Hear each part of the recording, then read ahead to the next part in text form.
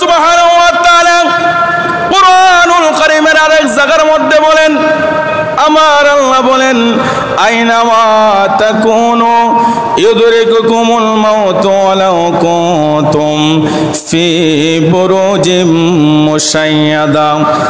আল্লাহ সুবহানাহু ওয়া তাআলা বলেন, তোমরা যদি মওত থেকে বাঁচার জন্য সীসা ডালা প্রাচীর বানাও, সীসা দিয়ে একটা ঘর বানাও, যেই ঘরের কোনো দরজা নাই, কোনো জানালা নাই, ঢোকার মতন কোনো ব্যবস্থা নাই, এমন একটা ঘর বানাইলা সীসা গলাইয়া, আর ওই ঘরের মধ্যে অবস্থান করলাম, আর মনে মনে ভাবতে লাগলাম এই ঘরের কোনো দরজা নাই, কোনো জানালা নাই, মরা হয় আজরাইল এই ঘরের মধ্যে প্রবেশ করতে পারবে না।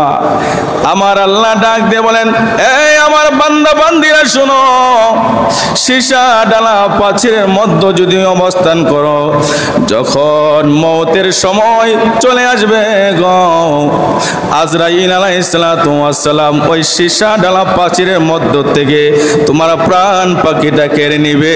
একটু জোরে জোরে বলি সুবহানাল্লাহ। সীসা ডালা প্রাচীরের মধ্যে অবস্থান করলেও বাঁচার কোনো উপায় নাই।